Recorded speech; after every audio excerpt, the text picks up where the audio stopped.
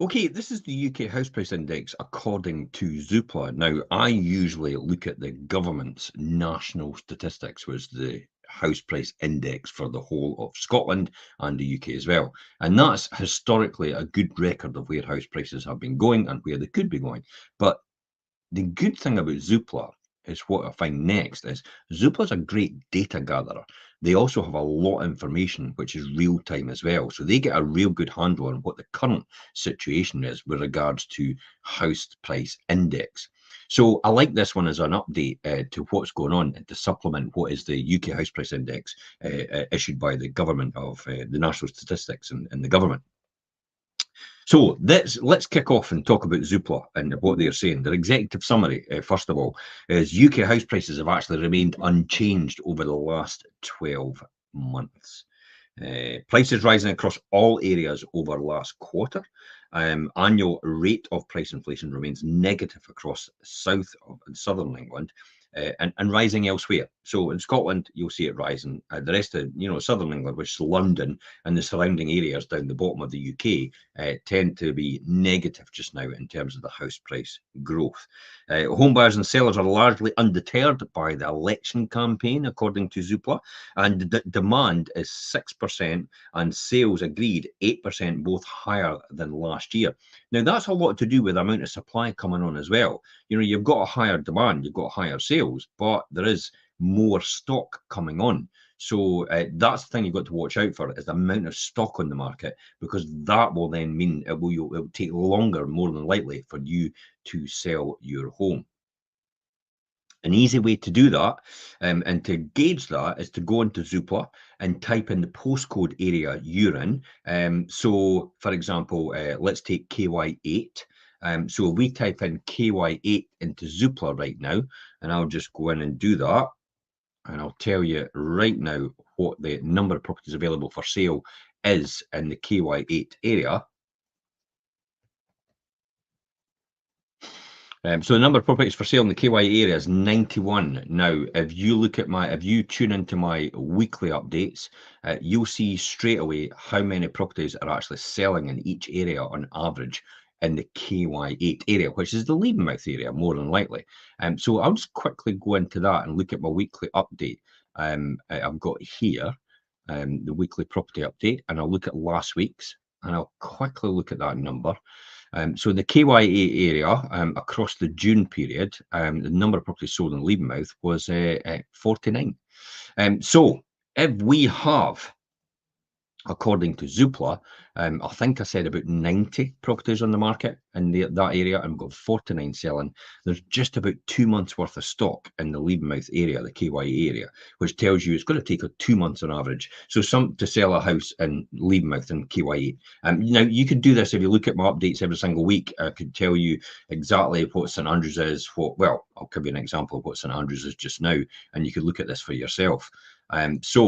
Let me get this up so you can just see it for June, and I'll stop sharing that and I'll share this screen for you so you can see that start. So here we are there for June for last month. So in the Cooper area, there was 36 properties selling in the month. East Newks, 26 properties. St Andrews, 26 properties. Leavenmouth, 49 properties. Dunfermline, 217 properties. Glenrothes, 46. Kirkcaldy, 111. So all you need to do for Kirkcaldy area is KY1 and KY2, find out how many properties are available for sale there, divide it by the number of here, the 111, and then you'll get the number of months that takes. So if it comes out at 1.5, it's 1.5 months. So Glenrothes is KY6, KY7, Dunfermline's KY11 and 12, Leavenmouth's KY8, St Andrews is KY16. So East Neuk is KY9 and KY10, Cooper is KY13 and 14. So hopefully that gives you an insight into how to calculate the average time to sell a property in your area overall. And if you're not sure about that, feel free to message me direct, and I could go through that with you, or just watch the weekly update on a Sunday night, and then I'll go into a bit more detail if that's the case. Let's get back to sharing the Zoopla statistics and talking about the headline stats for Zoopla itself. So here we are, and we can see you've got 0% in terms of the price change across the UK. You've got an 8% and agreed higher sales, and you've got 75%, which reflects the Just give me 2 seconds, which reflects the proportion of expected 2024 house sales completed and agreed in the pipeline. In other words, they think 75% of all the stock coming in 2024 will actually sell, and 24% of the stock, 25% of the stock will remain unsold in the year itself. But there's a lot of properties towards the end of the year in December, which will carry on into the next year. So that's normal. That's normal overspill in any single market overall. Okay, so just to complete the headline statistics, it says 75% of all the 1.1 million sales projected for this year are either complete or in the sales pipeline right now. We calculate, in other words, Zoopla calculates that UK house prices are currently 8% overvalued, and by the end of 2024, prices will be fairly valued. In other words, people, sellers will have to take a true reflection of where the current market is just now and where the current demand is for their property. Now, that could be influenced by, for example, base rate decisions.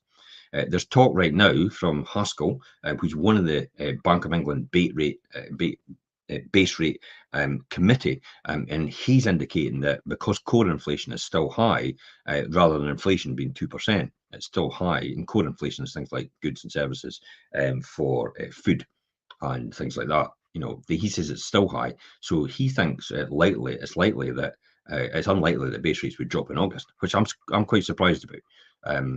I think it probably will drop. I'm hoping it'll drop, but you never know. So you need to prepare yourself for that.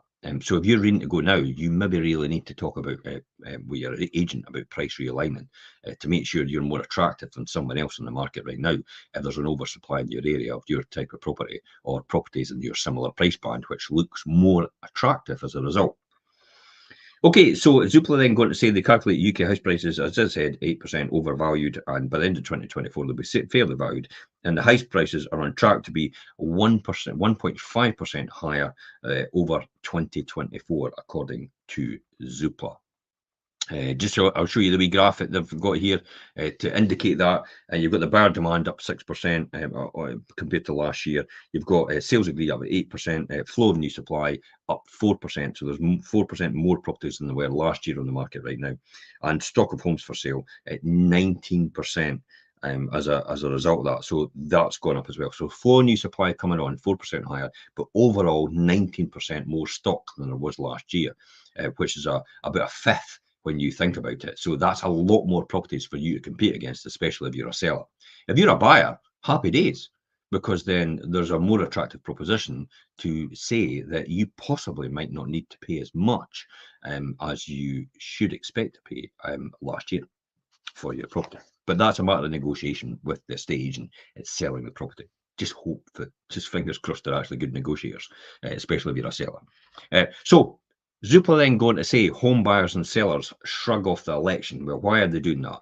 Well, the recent pickup in sales market momentum has continued over June, according to Zoopla, albeit slightly slower pace than for the previous 2 or 3 months in April and May.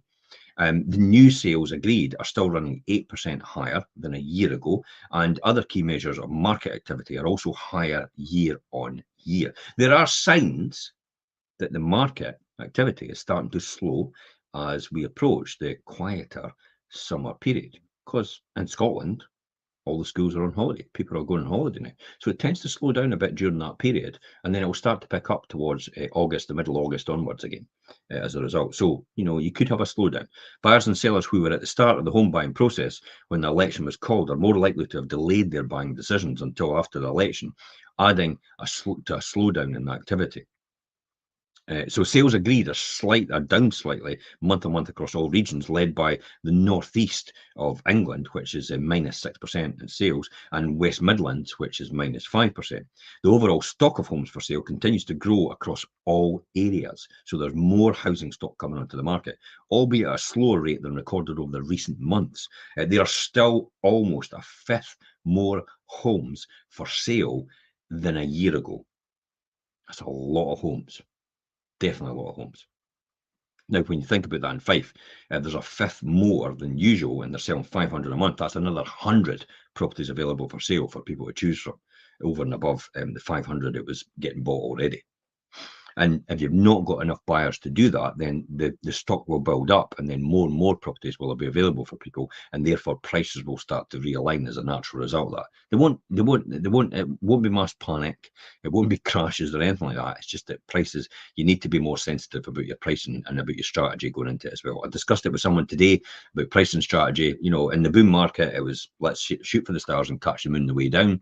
And this sort of market, let's price it appropriately, get people through the door and push them back up. So then Zoopla goes on about house price inflation as it's been static and it's still negative in the south. And they go on to say improving sales volumes over the first half of 2024 has led to a firming in average house price sales and prices, which is reflected in all the UK house price indexes. All regions of the country of the UK have registered an increase in house prices from a month-on-month basis since January. And the annual rate of UK house price inflation is now static at 0% in May of 2024, up from a low of minus 1.3 in November 2023 and a plus 1.6 a year ago, this time a year ago. So house prices continue to register annual price falls across southern England at a slowing rate, remember. So no reason to panic. They're still not double digit or anything like that, and they'll probably never get near double digit anyway. So it's nothing to be really concerned about, small price adjustments. And if you've held your house for at least 10 years, then you've probably got a good size increase, maybe 40%. So 2-3% here or there is not going to make any difference to you when you sell on, because when you're buying your next property, it's going to be the same situation for them. You're just trading like for like here. That's all it's doing. Unless you're completely exiting the market and you're selling your property and you're going to rent accommodation, or you're moving somewhere else completely, or you're moving in with someone, and therefore all that money is yours to keep, and therefore you've got that capital gain, but it's tax-free because it's your principal private residence and you don't pay tax on that. Okay, so prices continue to increase across, according to Zoopla, across the rest of the UK, and by up to 3.3% in Northern Ireland. And they see no evidence that price rises will pick up speed in the coming months. However, UK house prices are on track to be 1.5% higher at the end of 2024, according to Zoopla, as consecutive monthly price falls over the last 6 months of 2023 drop out of the annual growth rate. So it's the price falls in the 2023 are actually affecting the 12-month average overall. And once they start to drop out, and even though they're leveling out here and they're maybe staying static or just moving up a wee bit, then that'll all build in. These ones will drop out and the year-on-year average will begin to move up again. Hence the reason why Zoopla think at the end of the year, when they're forecasting, it'll be 1.5% higher overall right through the UK. Just let me show you that in graphical form where they're predicting. Right now, you can see that in this graph. So there we've got here, we've got, you just the Eastern England, Southeast, the Southwest, the East Midlands and London, they're all recording, according to Zoopla's figures, price drops across England, Southern England. But then when you look at the West Midlands, Yorkshire and Hampshire, you're looking at also Scotland, according to Zoopla, is 1.3% up year on year. The northeast of England's up, the northwest of England's up, Northern Ireland, as said, 3.3 up, and the UK overall 0%. So it's kind of a balanced market overall, but nothing too alarming to suggest that there would be any problems with the housing market going on from here. So then Zoopla then says, so 75% of the year's sales are completed or in progress. So what does that actually mean? There's 1.1 million properties projected to sell this year, according to Zoopla, in 2024. So the 4 to 5 months between the sale being agreed and then completed means that Zoopla have a good view on the sales pipeline for 2024, because the ones that are going on now, 4 or 5 months' time will complete, and therefore they'll know roughly where these prices are going to be, and that's how they can predict accurately. That's the great thing about Zoopla. They've got real-time data which can give you that heads up before the end of the year, so you know where house prices are going to be more than likely if it follows along, because then the land registry will automatically follow as a result. So when you get to the end of the year, it'll reflect what Zoopla's just forecast more than likely. So, as buyers move on, there's still over 250,000 sales yet to be agreed that the Zoopla expect to complete by the end of 2024, and the 1.1 million sales is 10% higher than 2023, but still below the 20-year average. It is positive that sales are rising despite higher borrowing costs, and shows more realism on the part of sellers and renewed cautiousness, confidence among buyers. Here it is in graphical form. Let's have a wee look at their chart. Here we go. So, but zoom in. This chart actually shows you 75% of the year's sales. Since 2004, you can see all the sales every single year according to Zoopla. 2004, about 1.6 million. 2005, 1.4 million. 2006, 1.7 million. 2007, 1.65, and then drops like a stone because of the credit crunch in 2008. It never really covers till about 2014 on the average, about 1.1 million. And then it stays static for a wee while, and it starts to drop in 2020 because of COVID. That obviously affected sales. And then boom, that huge jump in the number of sales to 1.5 million in 2021, dropping to 2022, dropping to 2023, and then leveling out and moving up a wee bit in 2024, according to Zoopla. So that's good news. Sales market has proved very resilient overall, I would say. The housing market has been very resilient over the last year, given the rise in the mortgage rates, for example. These averaged below 2% in late 2021 for rates and stand at about 4.7 today, spiking well over 5% in October 2022, and again over the summer of 2023 on average. Higher borrowing costs have actually reduced the buying power of new buyers. Rather than sizable price falls, the main impact has been a sharp decline in the number of sales, which were 23% lower over 2023. So house prices haven't fallen, as there have been few forced sellers. Unemployment has stayed low by historical standards, and there are a relatively small number of people struggling to pay their mortgage and falling into arrears, despite wider cost of living pressures. This is a lot to do with the stress testing from 2014.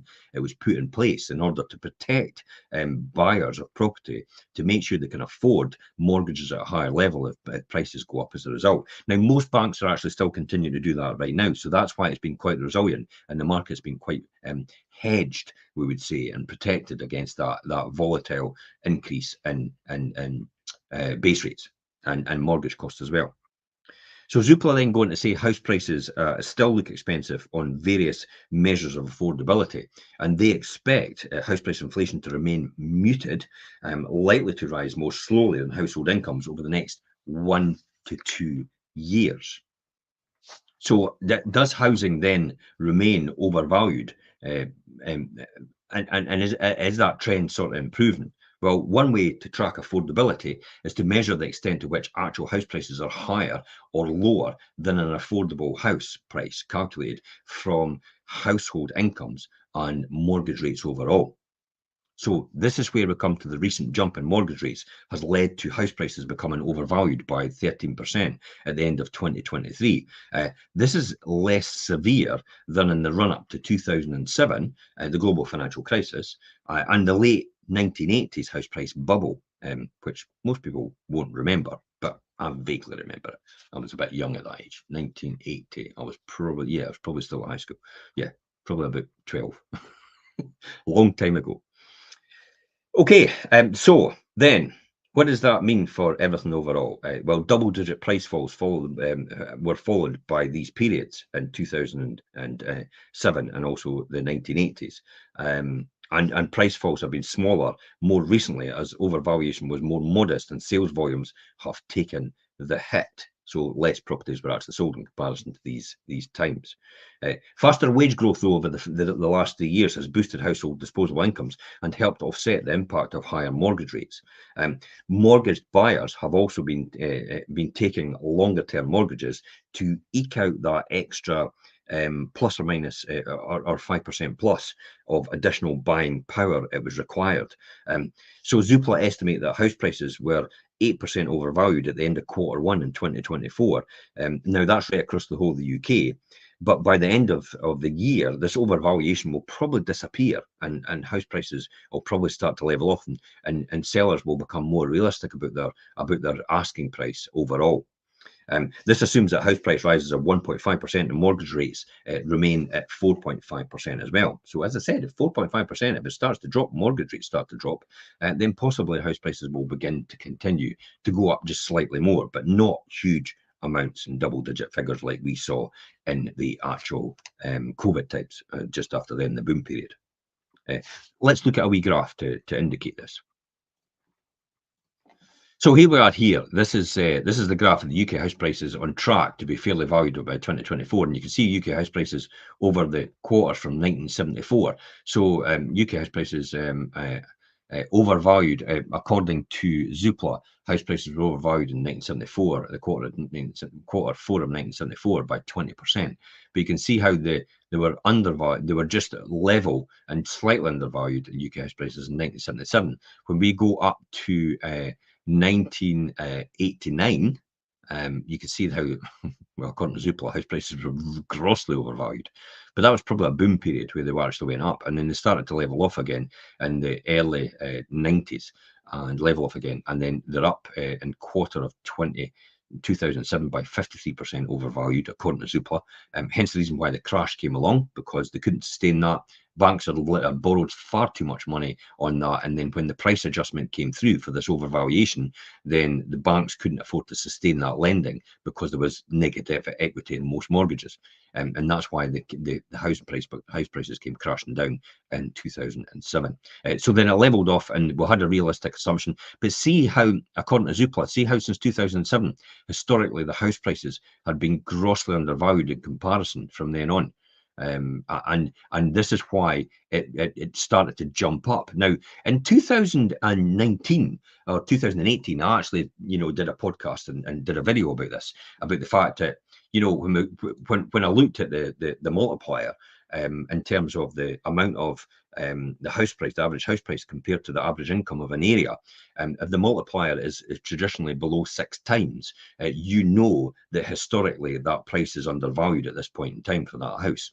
If it's over 6 times, you know technically the price is overvalued for that house as well, because the 6 times multiplier has always been a benchmark, which is the average salary 6 times, which is a reflection of whether house prices should go up or whether they should come down or whether they should stay stable if they're at that sort of level. Now, in Fife itself, overall, just to name one area, according to this, in Fife, you're sitting on a multiplier probably around about 5.5% of average salary, 5.5 times of average salary. So it still means in Fife, on average in Fife, house prices are still quite resilient and actually still quite balanced, and they're not overvalued.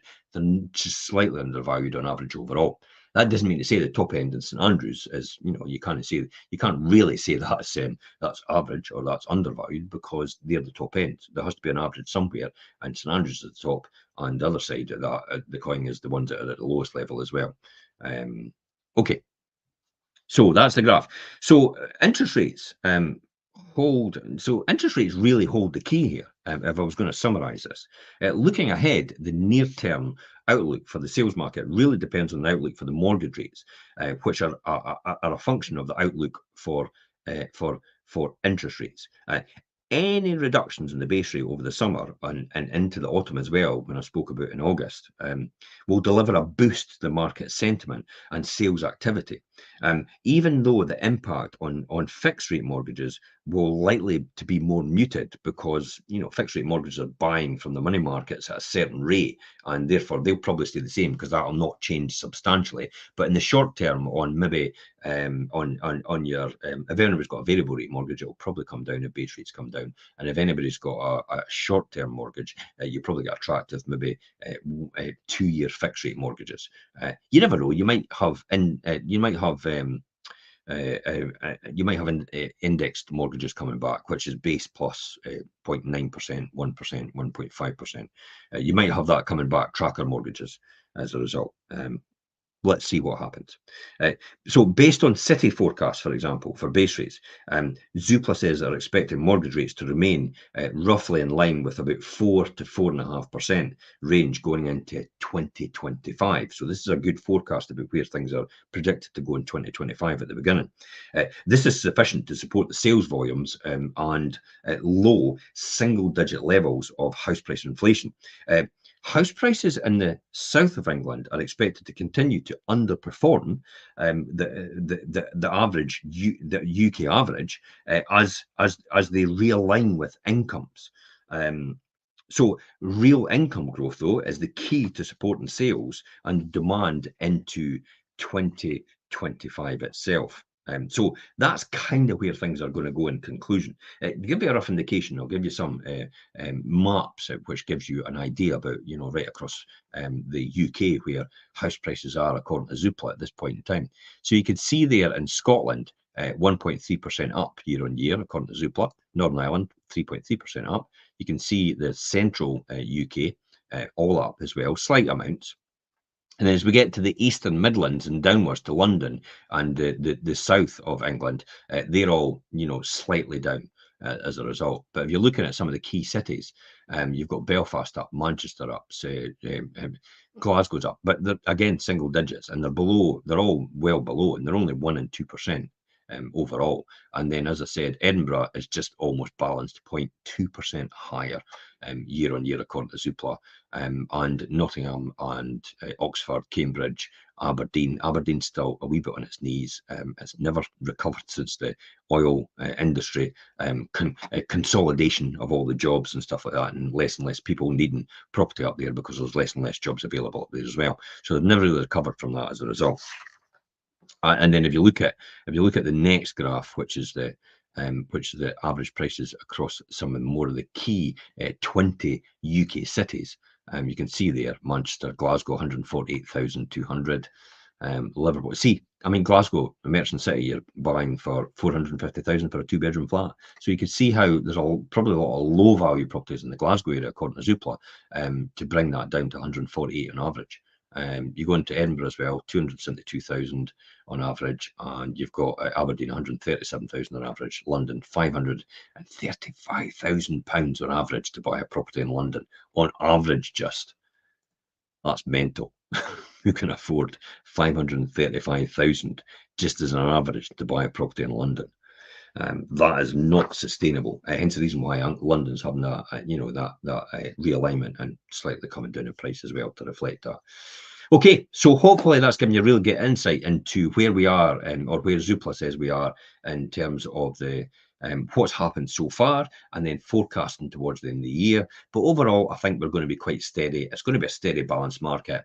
It is going to take a lot longer to sell a property because of the oversupply or more supply coming in than there was a year ago, and also the slight drop in buyers as well, as a result of things like base rates going up and staying where they are. So this could just turn around slightly towards the end of the year.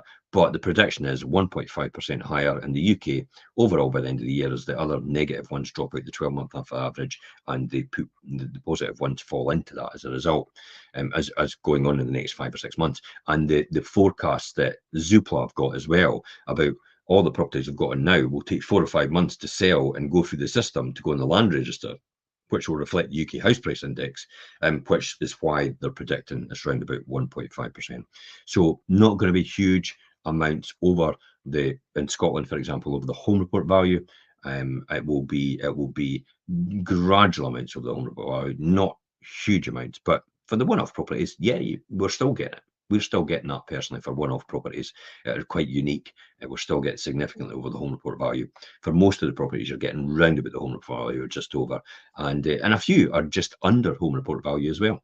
But it takes a wee bit longer to sell.